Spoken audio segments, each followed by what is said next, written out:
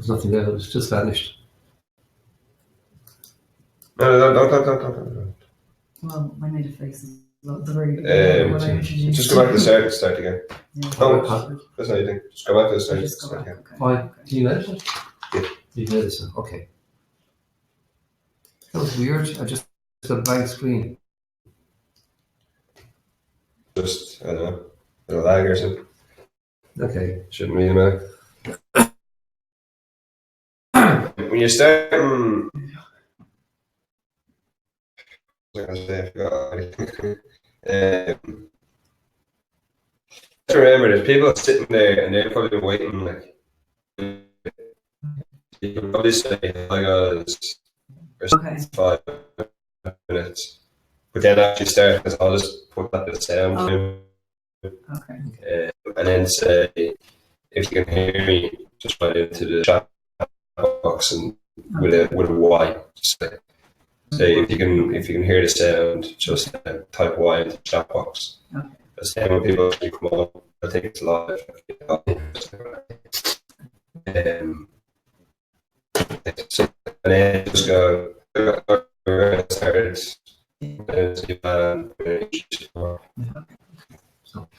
Okay. Hi guys, we're going to start now in 5 minutes. If you can hear me, just put a Y into the chat box there so we know that you're all picking us up. We're ready to go. So good afternoon everyone. Welcome to our TTI webinar, recruitment webinar, how to really recruitment business. Business development lead here at T to introduce you to our Everybody, thanks for being with us here. Today's going to be sort of an interesting, I find it interesting. It's about how to differentiate your business, how to really build in a different way, how to really strengthen your relationship with your clients by creating enormous value for them, not just in the recruitment process, but thereafter. So it's a different approach, and I hope you find it interesting. So I think we'll just get straight into it, Ivan. Yeah. And I'm going to pop up one of my favourite slides. I was going to say Donald Duck. It's not. It's a Mickey Mouse. No, joke. It's pop up. So of the investment in the future. So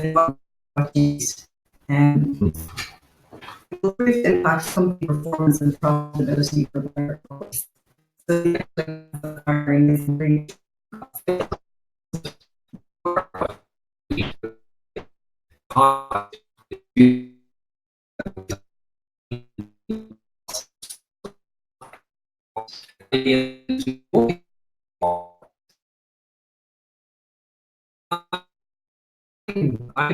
process, and I want to share with you. I'm passionate about process. I share with you, and you see up there on the slide what he said recently. He said, "Engaging you was a decision. Is that a testimony?" We see a few questions there. How are we so different from the competition? And he said that. Do you think this client is going to go to our competitors? I don't think so. Do you think this client is going to come back for more after further engagement, including us? Do you think the client will refer us? Absolutely. A practical case study here. We have practical experience with our clients in the real world where they think it's just a single best decision that they've ever made. So I really want to encourage you to and hear us out and hear our case. As you already know, work one staff turnover by 75%.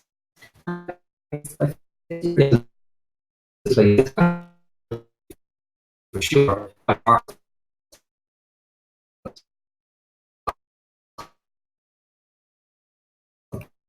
So you understand and walk through the did, you understand where it was coming from. Right?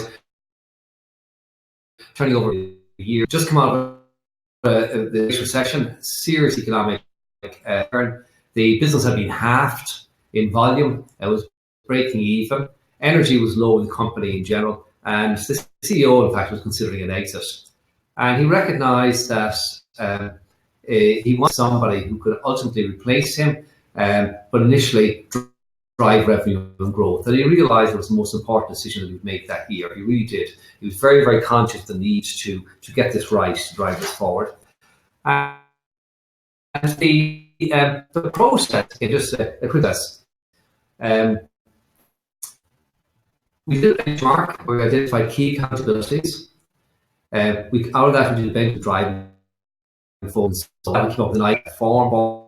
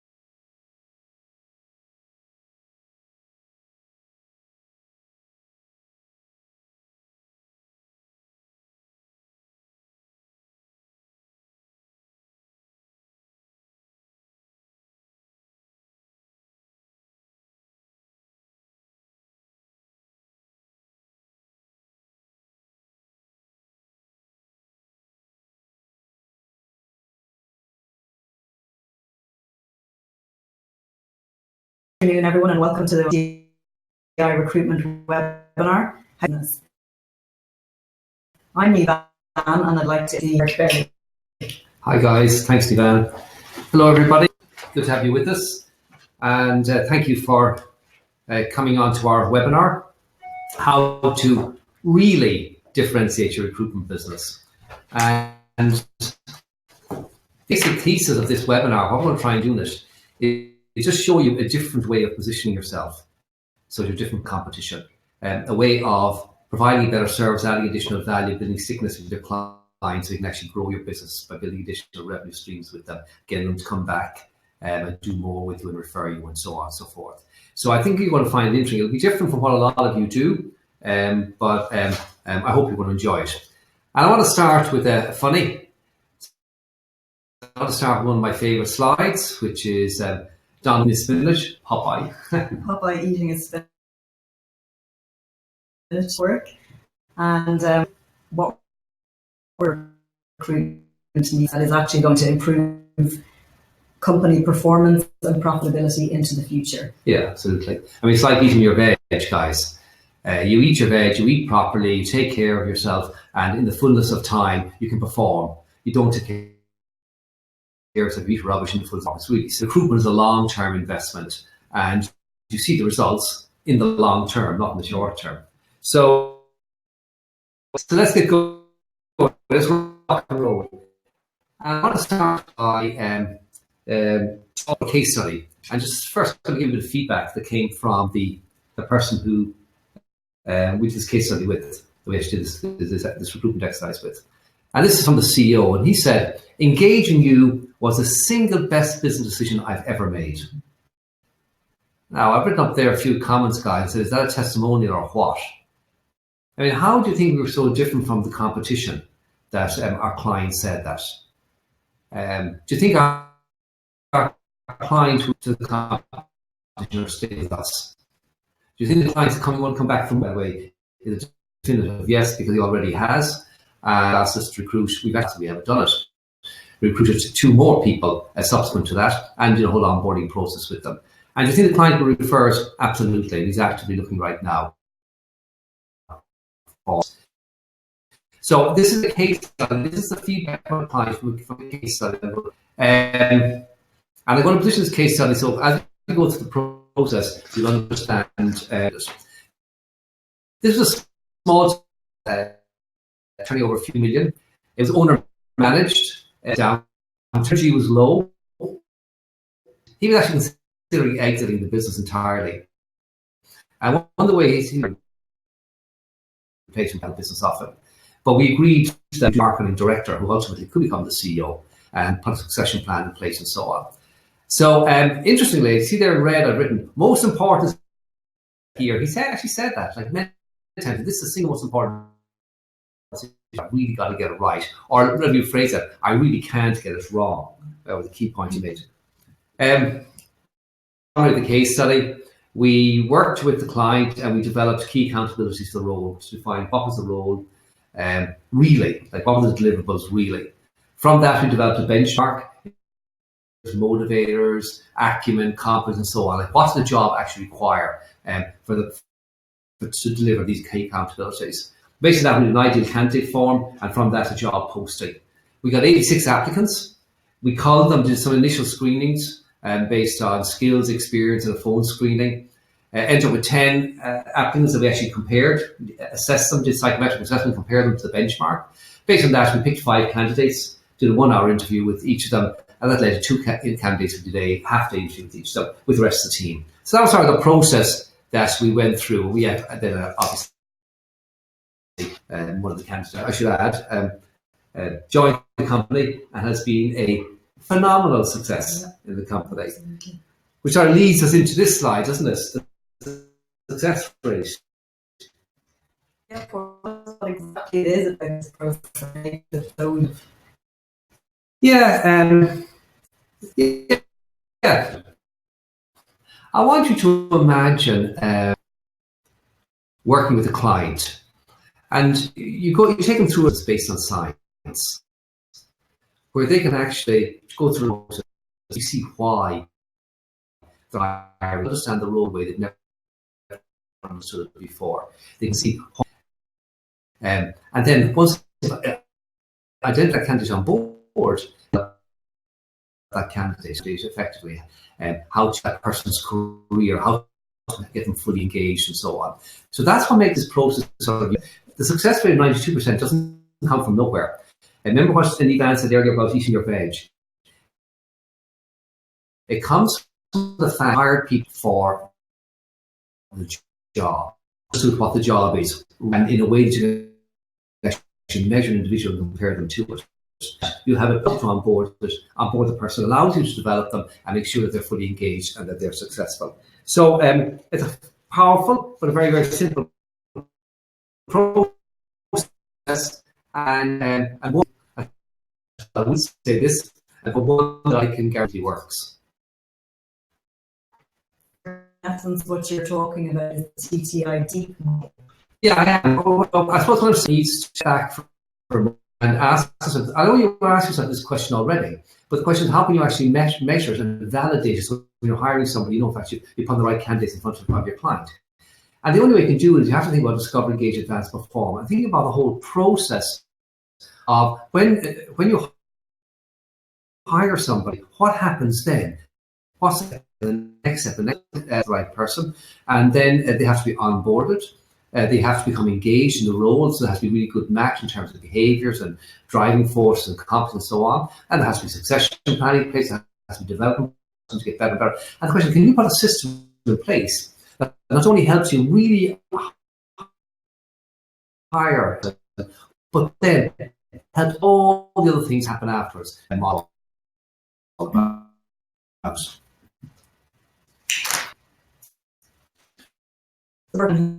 You're talking about so in this case, what are the and what are we going to do to solve them. Okay. Yeah, there are a few problems, obviously, with this. And we have up there the glasses. You can see there how clearly can the role. So role clarity. This would be without doubt the number one problem that I've experienced when I work with clients on the whole election process. Crucially understand. Interesting, for example, you might talk to a number of people in the organisation who are involved in the recruitment process, and you'll find that each one of them has a different view of what the job is.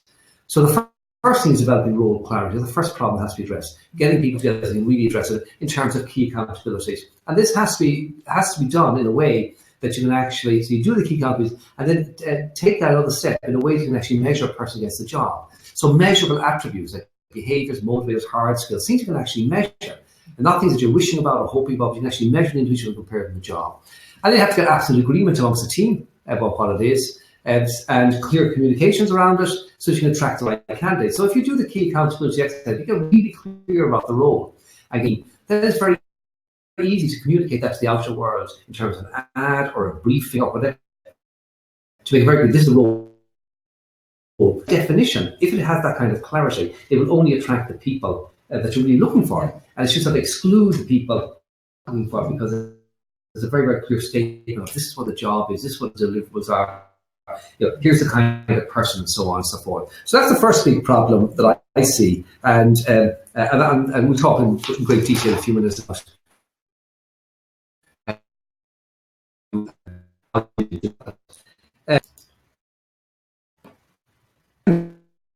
one there. And what do you think that is? Job match and retention. Interesting, say for example, for a moment, which is, can we actually clearly identify what the role is, real clarity around the role? The second biggest problem I see that people have is, when they hire people, is they can't actually match, they don't actually match the people effectively. People aren't really matched. See the photo there, see what that guy is doing, what do you think he's doing? He looks like he's praying hard. Yeah, dead right, he's praying hard, man. He's a recruiter, look at all the files there on his desk. What's he praying for, do you think? He's praying that he puts his hand on the right file and gets the perfect person. That's it. He's saying, oh Lord, that this one be right. Yeah. Because the truth of the matter is, he hasn't got a clue. Yeah. I mean, he's looking across the desk, he's looking at the candidate, and he's saying, what do I know really? Do I really understand the role? Well, hopefully at this stage he does, but do I understand the candidate? Can I really get inside the candidate's head? Can I really understand whether or not he's an effective match? Because retention, engagement, retention, all these kind of things are all about an effective match across a range of areas. Poor hiring equals poor retention. Hire the person, the correct person, a good match for the job, then you don't retain the people. They're not engaged, and you don't stay because, be it that says it requires different behaviours, or motivators, skills, or whatever. It's in the team, it's a different culture, and it's not a good fit for the team. So the second big problem is this thing of job match. We've identified the key accountability, clarity, the expertise. How against it? That's the second big problem that I've experienced.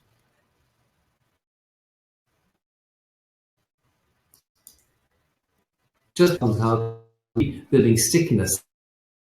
Just before I do this, one comment here. So, do you remember that new article back in? I think, do you remember that? Yeah. What to say about this? It made some comments about this, didn't it? Well, the article was the definitive guide to recruiting in good times and bad, and basically what they said was that most companies like an emergency. That's it, yeah. As a consequence, what do they do? Well, they hire. Yeah.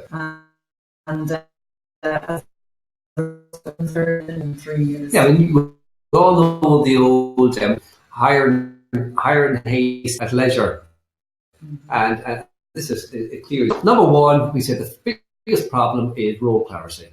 We can do that. We can address that by the key accountabilities with a group of people. We talk about how to do that in a few minutes. The second big challenge is a job match and retention. We can do that by taking those key accountabilities and benchmarking, actually measuring individual against it. We know it's an effective match. The third biggest problem is building stickiness and additional revenue streams. And so for the recruitment person, say, okay, fine. How do I actually? I've taken they've hired. Now what? And typically, with the now what, of course, needs somebody. Maybe they come back to you, maybe. So the question, how can you actually embed something that what you've done into the organisation? So there's a next step and a next step and a next step, and that's a really critical issue, I believe, for recruitment companies. I mean, imagine for a company where they've clearly identified quality candidates. They came up with the key accountabilities. They did a benchmark. They prepared an advert application piece. They attracted certain people. They bring them in and go through a selection process. Then what? Can you imagine putting in place a bed of tools and techniques and systems that allows that individual then to take the next step, which is, for example, you could actually support the client in the onboarding process. And for example, and do the candidate start prepare them to the person. You would show them how they fit into the organisation, the peer group of what you're working with. You would help them put it that shows them what they need to do to upskill and be ready for the next job. You could do a succession plan. In the case, for example, the case study that we'll talk about again in a few minutes, that individual was high director, but as heir apparent, i.e. he was going to become the CEO. So we were able to compare him to the benchmark for the CEO as well and build that into the development plan. And then based on that, we were able to do a whole series of interventions, or bring a whole series of interventions we didn't actually do, but bring them into the organisation in terms of coaching. So we shared it. And then finally, we were able to put a performance management system in place for them based on the key accountabilities, based on the benchmark, based on the gap analysis, based on the development plan. Very, very powerful process for building stickiness, additional revenues by embedding the system and having a whole series of use of the tools. The same process can be used throughout this to build stickiness revenues for the organisation.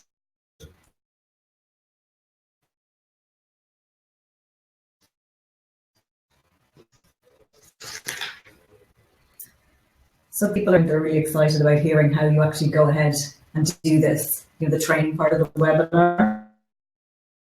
Yeah. And so let's get started. But just to say to everyone that the guide at the end. Yes. So if you feel like through the training, we are in order to maximize time, but there is a very to download at the end, so you won't be left with it. It probably up an offer. And you just log on there and download that. But option to have a one-on-one with me. Somebody who's really interested in this process and really wants to understand it better, please contact us, and we will be more than happy to process with you to answer any questions in dirty. It's very good to give you a while and go through this in detail with anybody who is seriously interested. So, talk about it. Okay. Let's start with the first issue, which is role clarity. The biggest obstacle to effective role clarity, in my experience, has been the following. It's time. You can't get the people you need in time for long to get really clear about the role. So that's the first big issue. How can I actually get, let's say, for example, that you want to pick it, you have a team of 4 or 5 key people who are involved in the recruitment of the candidate. In this case, we had myself, and we were hiring a sales and marketing director. So how did we get together to actually get to an agreement with people? That's the first big issue. Very hard to see people or see people, very hard to get time. The second big issue is moving bias.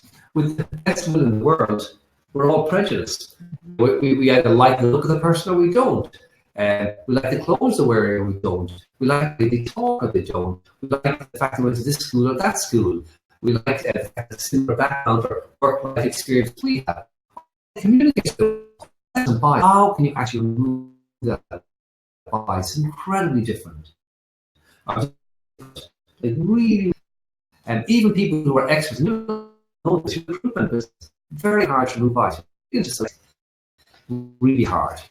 The next one, of course, this year, one of the challenges you have is the peers and this role to get them to completely to buy into what the role is. Complete event, when they've actually selected somebody, they're on board, they're all in agreement about the role. Interestingly, there's a statistic, I have no idea where it came from, I can't actually validate this is true, about CEOs in the UK.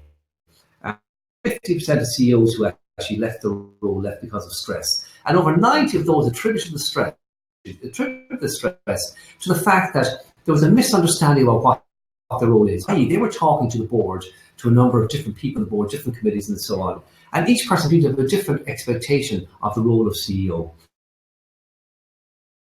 So we can agree, this is actually the role. It's not 50 like people to do, this is actually the role.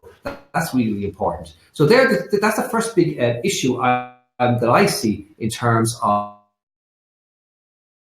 getting this ball rolling. So here's the question here for you, steps to it.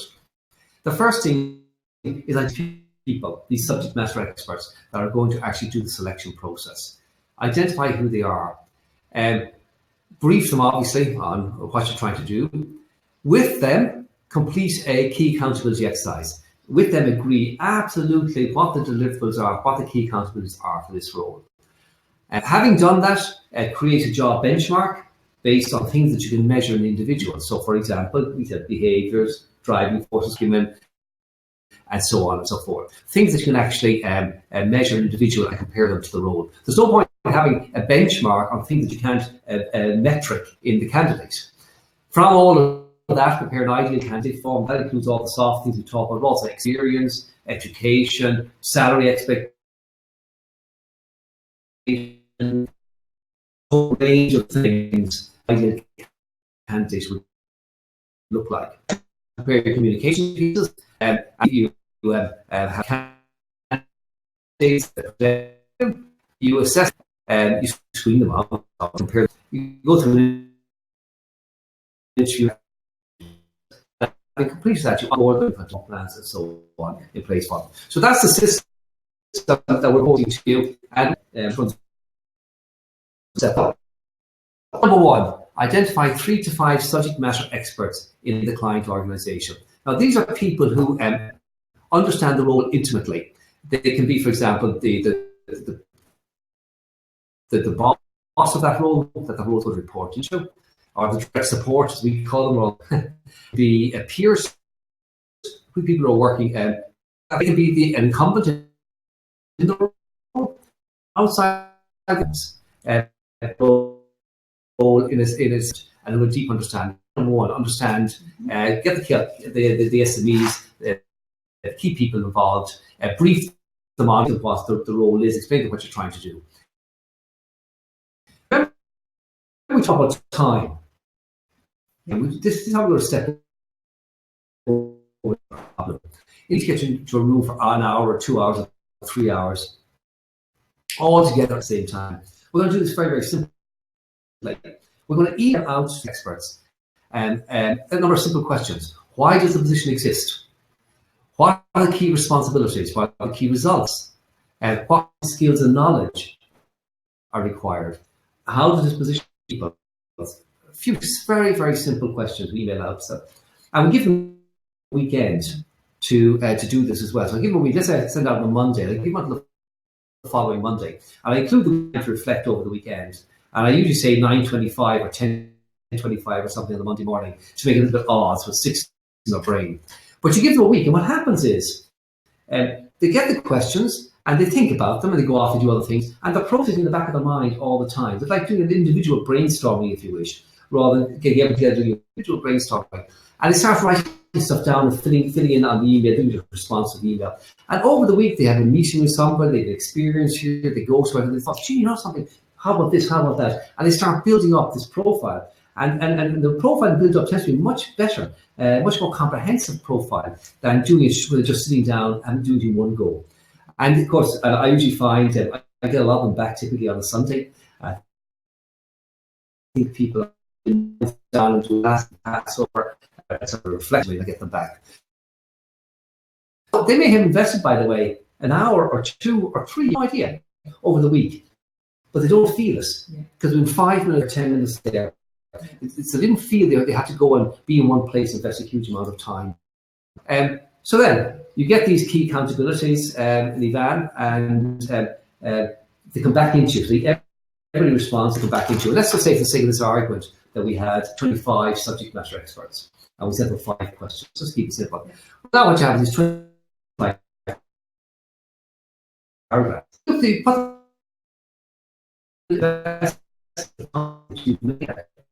You hang up now a few minutes here, but you sit down for maybe an hour and 5 statements that they have. Then we say, can I come up with 4 or 5 headings, key, like leadership or strategic, business, 5, and say these are the key accountabilities. This is what we're trying to accomplish. As paragraphs, drag them in there, like read the paragraphs. Okay, this is what people are saying. Oh yeah, there's a pattern here. I see 4 or 5 people are saying this. I give that a heading and drag those in there. 2 or 3 people are saying this. Probably 4 or 5 key accountabilities. I consolidate a bit of words. I consolidate the state into a 4 or 5. It's done. You just email them out to everybody. Email them back out and say, listen, guys. Here are the key accountabilities. Here's the feedback I gave you. Give the whole as well if you wish. Not to, but sometimes I do. People ask for it. You can also give the 5 key accountabilities. What do you think? Just say, what do you think? If you've add value, please. If you've anything you want to add, if you want to improve, if you think we're missing it, or we've got wrong words there, or it's a better way of saying this, or it's an important point being missed, please add it. And people tend to add it to bits and pieces. And it comes back to the time it comes back. I want to what's what I'm looking for? Tweak. And then you do a very simple exercise. You say to everybody, and this is the first time we're getting, and you do it face to face, 1 hour of your time. So you've got your 4 or 5 key people, and you agree a time. They can be sitting in their own offices. They don't have to be in the same place. Say, I need 1 hour for 1 hour. Or webinar jam or Skype or whatever you want. You get them on one of these platforms and you get them all together. But these are key accountabilities. We've all seen them, we've all agreed them.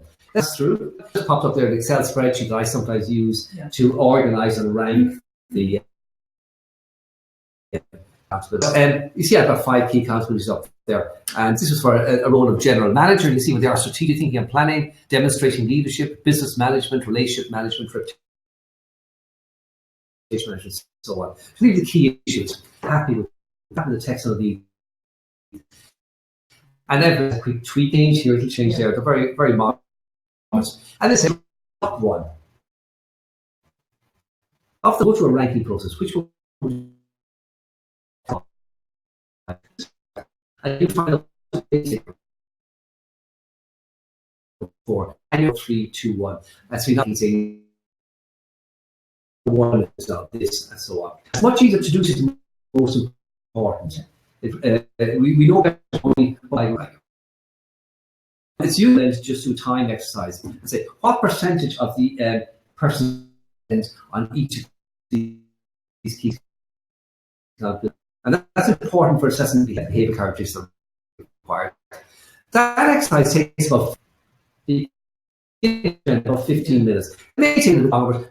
Once you practice a couple times, the benchmarks like this, or and you've got the ranking and so on. And we say, okay, let's take that. And the areas that you can benchmark in this particular case are, I don't go into the detail in most of these, driving forces, competencies, acumen, EQ benchmark that you can look at. And here's how you do it. Look at that slide there. Step number 3, use the TTI job benchmarking tool. It's really, really simple. Here we're looking at a number of questions there. The first question there is appreciation. And the question is that a primary skill, situational, or a and you click. We all do it together. Everybody's looking at the same screen. You're sharing your screen with them. They're all looking at 1, 2, or 3, and you work with through the 20 questions on that. And then you go to behavior questions, then you go to driving force questions. And just there on the right, see, you end up with the screen like that. So you do the competencies, the screen up. And then if you drag it across, see there, typically there's too many of the active. So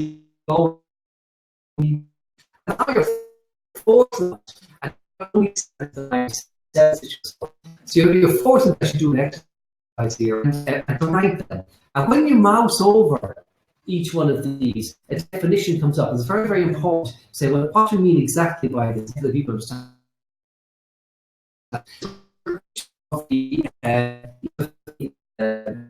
attributes, the things around. So, for example, for benchmarking behaviors, and here we're looking at DISC, DISC, which I'm sure pretty much everybody is familiar with. This is the TTI DISC.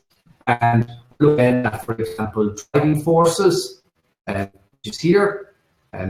So, first, look at the how of people, their behavior, how they like to do things, how here they do what they do to action. In this case, we're looking at somebody who is, by the way, just back here for a moment, it's actually my profile. But this will be a profile actually for a job. Yeah. Visual profile will be a profile for a job.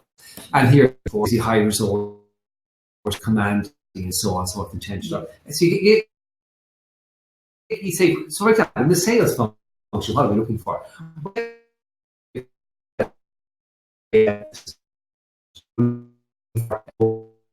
This probably high D, probably high above the line, probably here, and you probably want that C2 a little bit higher. But you're looking at profile behavior.